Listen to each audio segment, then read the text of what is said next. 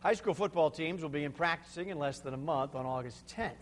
Now, this year, the season will start very soon. Next year, even sooner.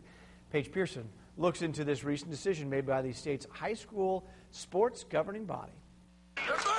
These sights and sounds will be heard across the country in the very near future.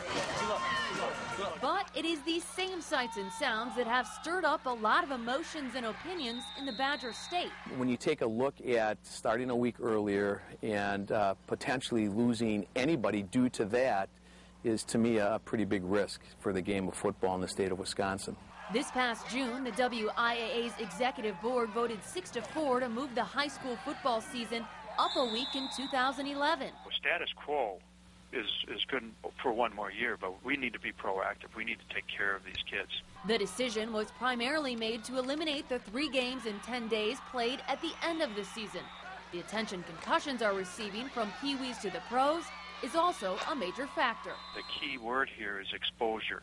And it's not just concussions, it's exposure to injuries. There's the attrition that is going to happen to athletes. In this situation, I call them children because that's what they are. However, the WIAA doesn't have any data on injuries during that time period.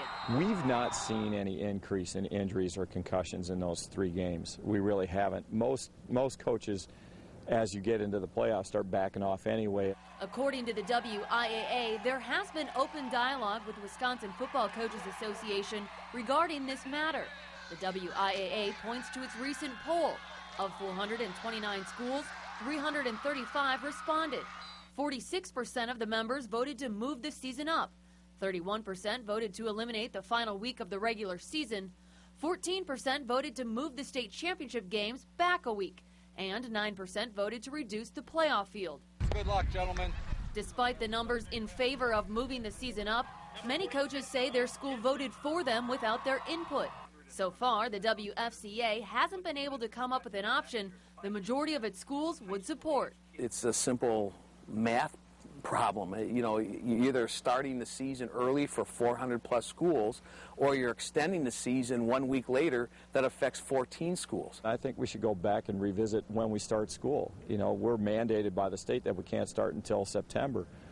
If we could start in August again like we used to in the olden days and be done in May, we wouldn't lose any vacation time then. The decision to move the season up a week also means players will lose a week of their summer, time either spent with their families, working, or simply hanging out. I guess that's our whole contention, is why are we making it more difficult for kids? When are we going to start backing off and letting kids have some time to be kids? The players we spoke to were willing to give up more of their summers, but they understand that it could be a hindrance to their teams. I think it's good and bad. The good part about it is you get to practice more and be more successful. Kids might say, well, it's wasting my summer. I don't want to do it, so you get a lot of kids who won't want to play anymore. And that's what the WFCA fears the most, and it's why it's reaching out to the WIAA now. We just feel that there needs to be a discussion. There needs to be an open dialogue about this, and that simply hasn't happened. The WIAA says it's open to that sort of discussion and that it's willing to make concessions for its member schools. This is something that we believe here we need to do. Is it popular? No, probably not. But once again, it's back to children, and we got to take care of them.